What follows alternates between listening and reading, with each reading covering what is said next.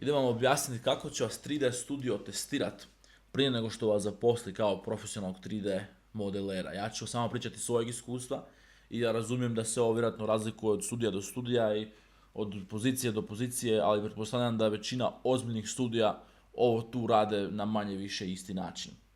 I napravit ću drugi video u kojem ću prokomentirati kako sam se ja doveo u ovu tu situaciju, kako vi možete se u sličnu situaciju dovesti.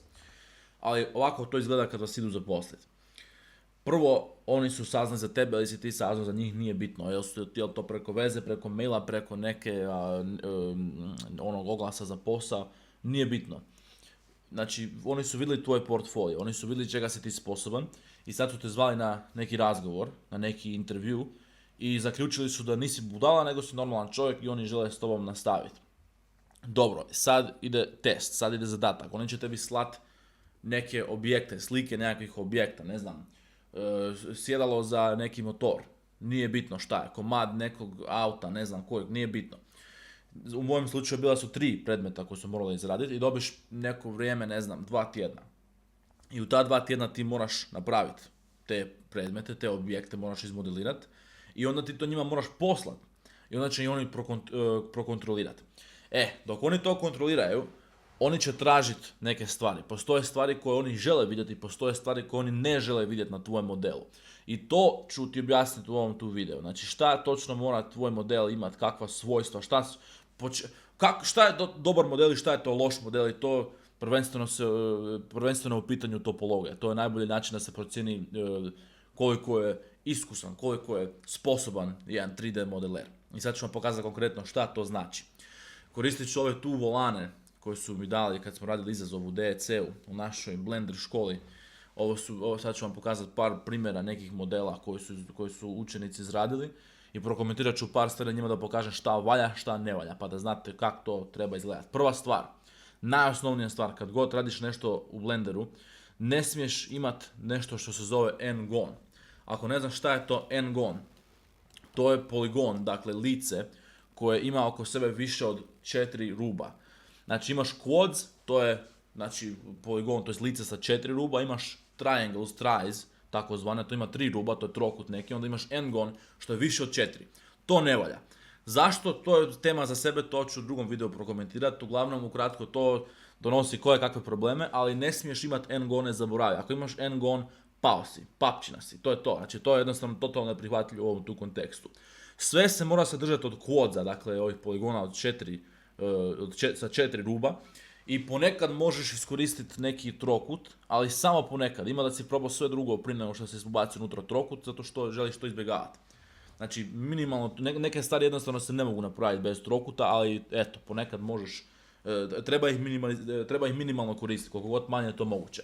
I evo vam primjer objekta tu koji izgleda dobro, znači volan izgleda dobro kad ga ovako pogledaš, ali kad ti odeš edit mode tu u Blenderu, i pogledaš u topologiju, pogledaš mu rubove i lica i sve to, vidiš da ima pun kurac tih n-gona, evo 1, 2, ovo tu lice ima 1, 2, 3, 4, 5, 6, koliko, 7 rubova oko sebe, vidi koliko tu ima tih lica isto, koje kakvih. Znači to je problem i oni kad to vide, automatski si prop, to je to, znači zaboravi n-gon, sve mora biti quads, ponekad možeš koristiti trokute, to je najbitnija stvar, to je najosnovnija stvar, kad god nešto radiš, ako imaš model koji izgleda ovako trenutno, baci ga u smeće i počne od početka. Druga stvar, koja je strašno bitna. Ne znam kako to kažem na hrvatskom, jebi ga, ja to na engleskom zovem geometric consistency. Znači koliko želiš pogledati ovako svoja lica, ovako na nekakvom modelu, površine na modelu, i svako lice mora biti otprilike iste veličine i otprilike istog oblika. Dakle, ako pogledaš ovo tu vidiš da su sve mali kvadratići, nema nikakve gluposti, jebamo pas, mater, sad mi lega čim odem u wireframe, zato što snimam, imam 3 komada Blendera otvorenih, ali pazi sad ovo. Znači ovaj tu model ovdje ima, znači sve su kvadratići, otprilike su jednako veliki, otprilike su jednakog oblika, što je dobro, to oni žele vidjeti. Znači želiš da sve izgleda ovako lijepo, ko pločice u kupaoni, sve ko da si pogledao dno bazena. Sve mora biti lijepo organizirano i ne želiš vidjeti ovakve stvari kao što je ovo tu ovdje. Sad, ti kad to vidiš, to su i dalje quads, to je dalje u redu.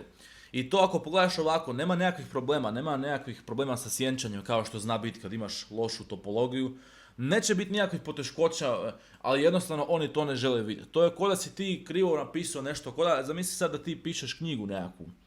ili ne znam šta. I ti u toj knjizi nisi ispravno napisao neku riječ. Napisao si j umjesto i ili meko č umjesto tvrdo č, nešto tako. I dalje se razumije šta si ti htio reći. Poruka će dalje preći, ali jednostavno je sramota. Jednostavno to se tak ne radi. Oni žele vidjeti da li si ti sposoban to napraviti na ispravan način. I to je tak. Znači želiš izbjegavati ovakve stvari gdje su lica i poligoni potisnuti ovako, rastegnuti, šta već. I dalje je to quads. Ali ovo tu nije dobro, znači ovo se mora na drugačiji način napraviti. Znači da se razumijemo, ja ću napraviti još video u kojem ću objasniti na koji način vi morate raditi 3D modele da zadržite ovakve stvari, da bude sve lijepo i čisto organizirano, da nema ovakvih sranja.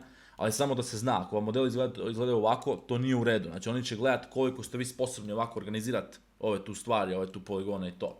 Znači to je druga stvar. I treća stvar koja je isto jedan od najboljih načina da se pogleda kvaliteta nekakvog modela.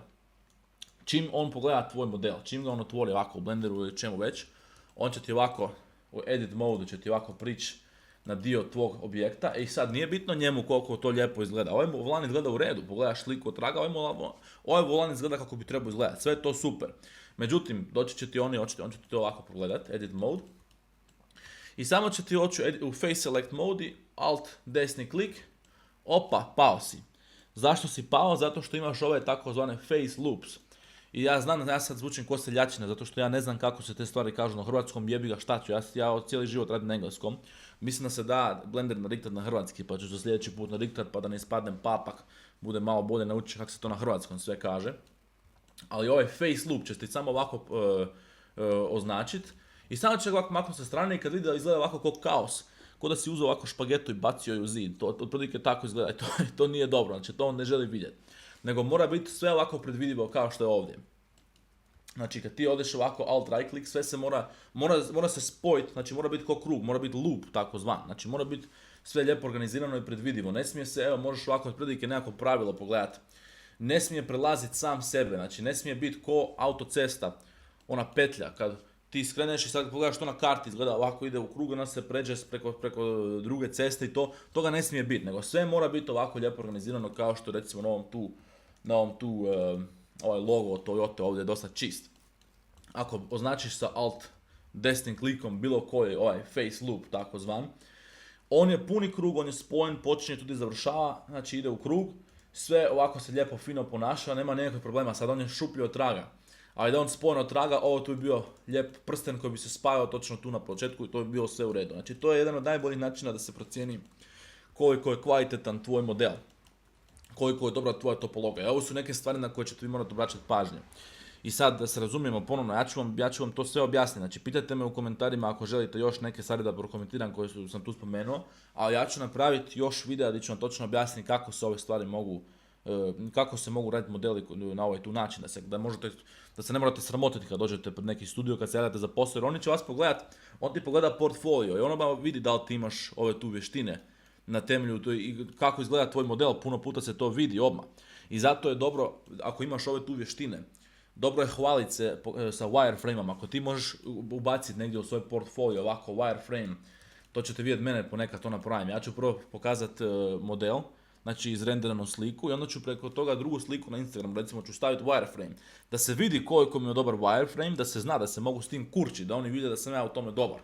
Znači to je jako bitna stvar i sad znam ja već kad ja pričam o ovakvim stvarima, to ćete vidjeti na mojem glavnom kanalu, recimo na Redditu, oni se pjene na mene za najmanje sitnice zato što ne znam, ne volim što psujem, ne znam koji mi je kurac, ali recimo oni će ti reći ne, ovo tu nije savršena topologija, zato što ovo tu ima previše geometrije, zato što je previše imaš ovih rubova, previše lica, previše ovako prevelike ovaj tu gore broj.